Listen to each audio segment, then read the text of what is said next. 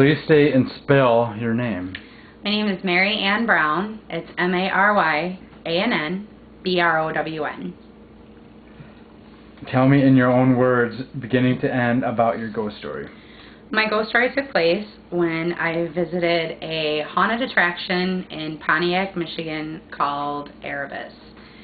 We were called in to do an investigation by Ed, who is the current owner and runs and operates the haunted house.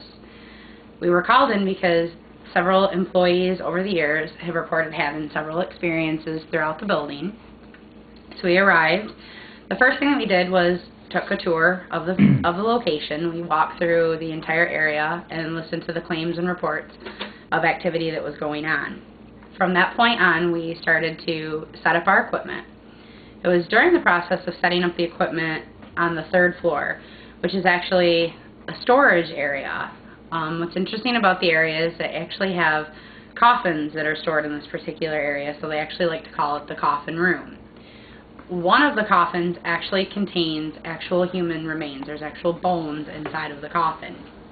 Me and a fellow investigator were on the third floor setting up the camera system and getting ready for the night's investigation when we began to hear kind of faint knocking, tapping, kind of banging noises coming from behind us. So we kind of stopped what we were doing and kind of started to listen to it. And from that point on, we began to kind of interact with it. We began speaking with it, asking if it could give a direct response, if we counted to 3, and 5 times consecutively in a row, it would do that for us. We would ask if anyone is present, can you please give us a sign? We would count to 3, and on 3, we would again hear the sounds. It started off with just being like kind of bangs and knocks that we were hearing, and then it went from that to a sound that's kind of hard to describe. It was almost like a kind of gurgle, kind of growl, kind of almost like a screaming kind of a sound in a way. It definitely startled us, and so we kind of, took pause for a moment, stayed in the area, and again, we asked if anyone is present, can you please give us a sign? And 3 times in a row, on command, we were able to get that same sound. Please describe the location your ghost story occurred and your relation to that location. It's a haunted attraction that's located in Pontiac, Michigan, that is called Erebus. It's owned by Ed Terabas. Other than that, I don't really have any relation to it, although I have been to the haunted house several times. Prior to doing this investigation, I had no idea or knowledge whatsoever that Erebus was actually itself haunted. What the hell? I'm sorry, but everyone's phone light just went off. Please state and spell your name. My name is MaryAnn Brown. It's MaryAnn Brown. Tell me in your own words, beginning to end, about your ghost story. My ghost story took place when I investigated a haunted attraction in Pontiac, Michigan called Erebus. My experience took place on the 3rd floor. The beginning of the evening when we first arrived, we were there to set up our equipment. It was me and a fellow investigator up on the 3rd floor. In the process of setting up our cameras, we began to hear sounds coming from kind of back behind us. It started off as like a faint kind of tapping and knocking. We would hear it a couple times and then it would stop. So we kind of paused what we were doing and we began to do a quick EVP session.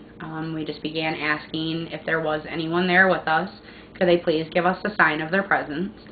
I would count to 3, and right as I would hit 3, we would hear the knocking or the banging.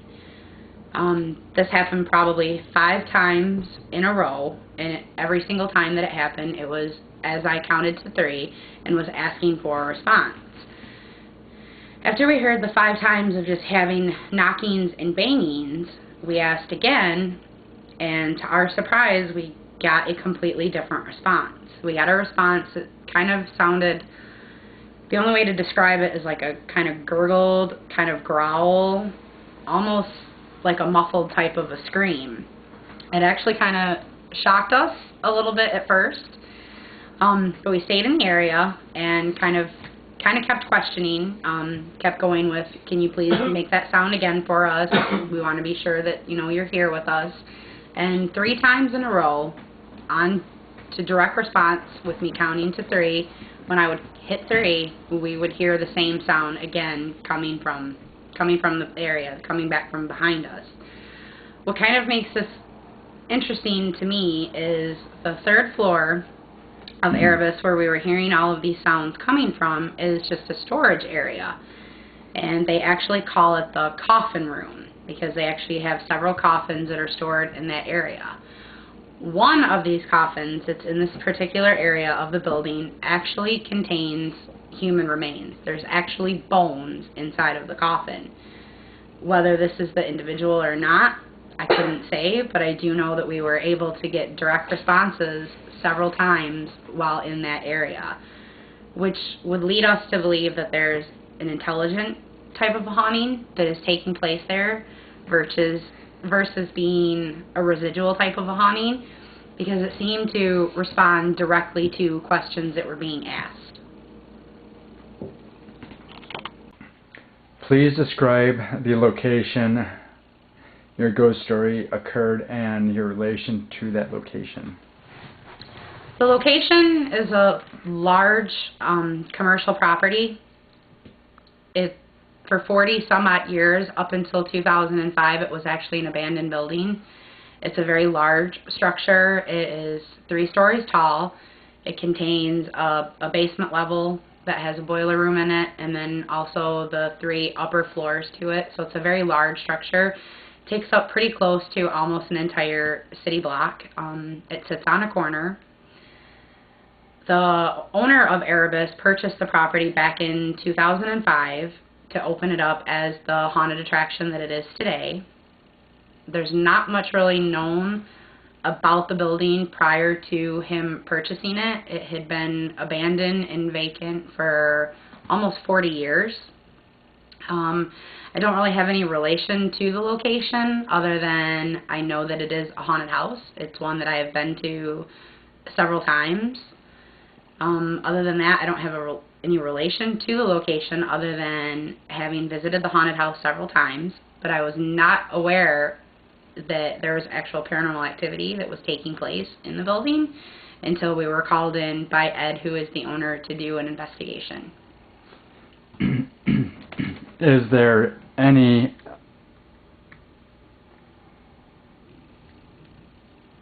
interesting history to the location? There's not a lot that is known about the location prior to 2005. We have not been able to find really any documented history to it. It is reported that at some point in time it may have been used as a parking structure. And there also is one report of a homeless gentleman climbing in through a broken window and falling several feet down into the boiler room, where he was actually later found dead. Does it have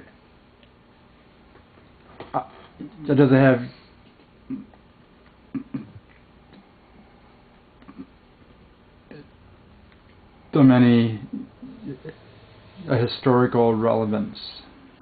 There's not any historical relevance to it actually at all. Like I said, prior to 2005, it had sat vacant and abandoned for almost 40 years. Going back that far, there's not a lot of records or documentation that we could find actually on the location. Was it the scene of a murder or suicide? Not a murder or a suicide. The only documented death that we were able to uncover was the homeless gentleman that had fallen through the window and fell to his death. Other than that, we don't have any documentation stating as to whether murders or suicides or anything else may have taken place in the building. It is a very old building that has been there for a very long time and sat vacant and abandoned for many, many years, so it is quite possible that there may have actually been other deaths that did take place at the location. Who were the previous owners? It's not on file as to who the previous owners of the location were. I know it was actually owned by the city of Pontiac for quite some time, up to year 2005, which is when Ed himself purchased the building from the city of Pontiac to be able to open the haunted attraction. Do you have or can you get any photos, newspaper clippings, death certificates, etc., that it can illustrate the location's history or its previous residents? No, there's actually nothing documented about the location prior to the year 2005, other than the one report of the homeless man that had fell to his death. Did you experience anything physically cold, chill, etc.? I didn't experience anything as far as cold spots, sensations, anything visual, anything along the line like that. No. My personal experiences were mostly centered to being audio, being that we were able to ask questions and get direct responses to the questions that we were asking. We do actually have several of those sounds documented on a digital voice recorder, so they are in the format of an EVP. Why do you think it happened to you?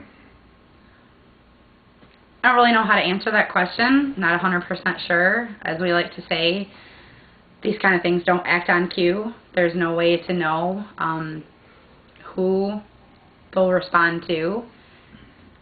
I do know that during our night's investigation there, several, if not all, of the investigators did come out of there with some type of a personal experience from the location.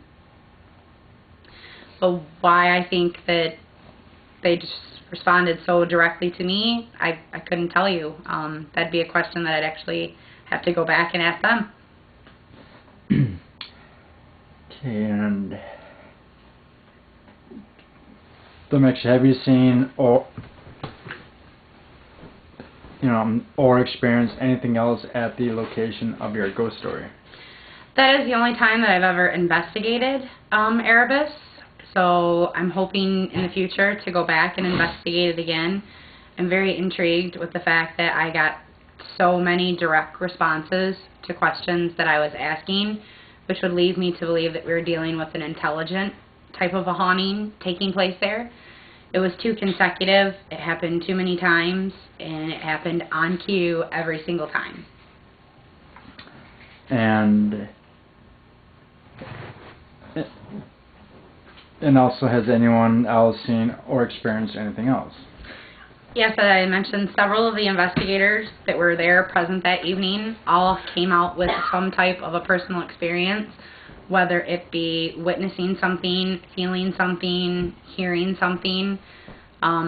There were 8 of us total that were there that evening, and all of us collectively did have some type of an experience while we were at Erebus.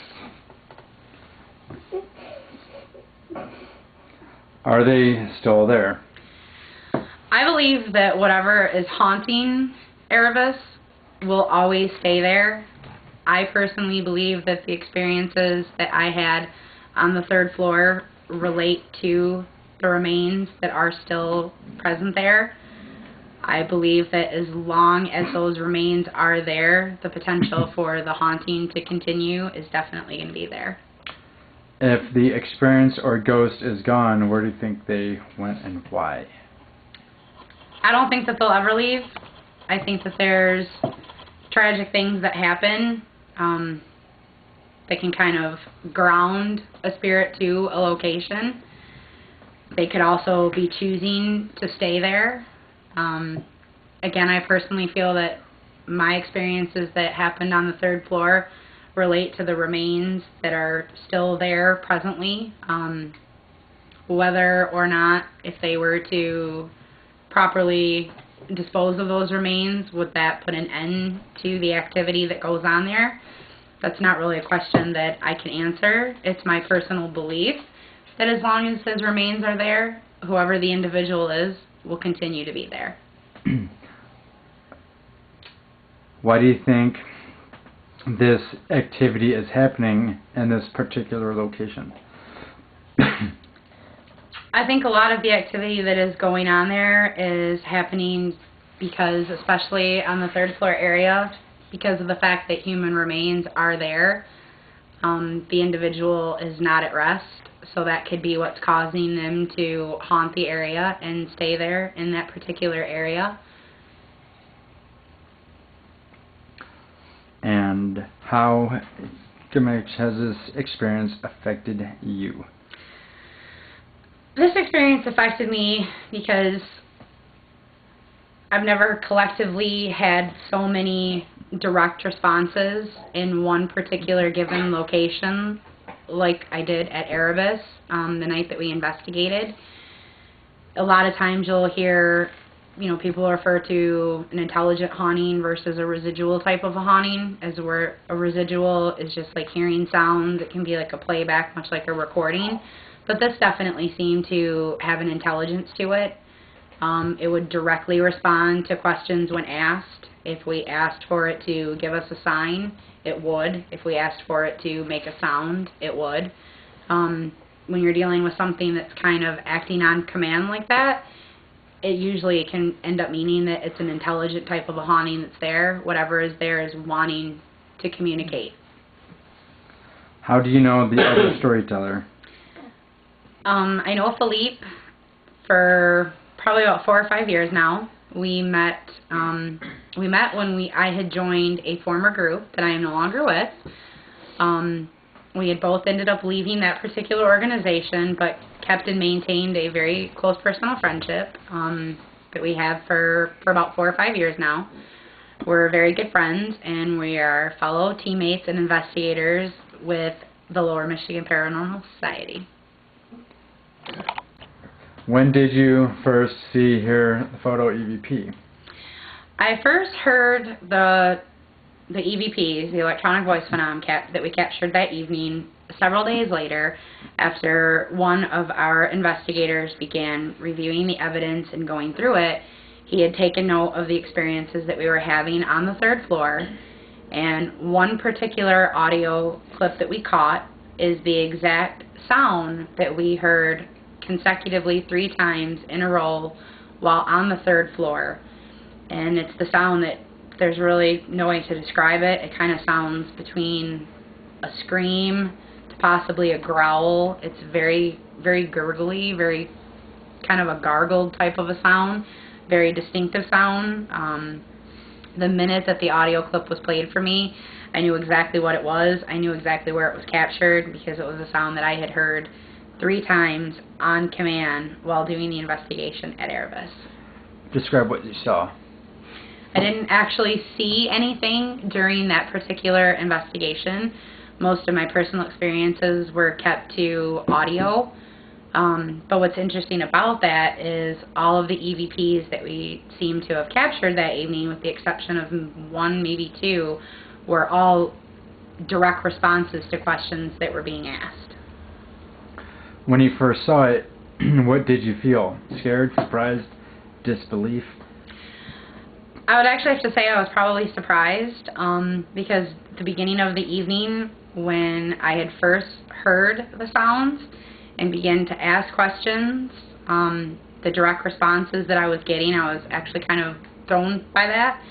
It's not very often that in doing paranormal investigating that actually happens, and happens so consecutively, and happens direct on response and timing it to exactly when you ask the question, count to 3, and then right there is the response. So I didn't see anything that evening, but I definitely did have experiences while doing the investigation at Erebus. So I was very surprised and actually happy when we had gone through the evidence and to find that that particular sound that I was hearing was actually documented. Who took the photo video EVP? The EVP was actually captured when me and a fellow investigator had returned to the third floor of Erebus. This was probably 4 or 5 hours into our investigation. So it was actually captured by a fellow investigator. I was the one that was prompting, again, doing the questioning, asking for a response. but the response was caught by another investigator that was present with me at the time. Describe for me how this photo video EVP was captured. It was captured doing an EVP session where we were again asking if there was anyone present with us, could they please give us a sign. I even did ask too if the same individual was there with us, the sound that we were hearing earlier, if he could please make the noise again for us. And 3 times in a row, consecutively, we were able to get the same response. Explain what you saw. I didn't see anything while investigating the Erebus. Again, all of my experiences pertain to audio, to hearing things.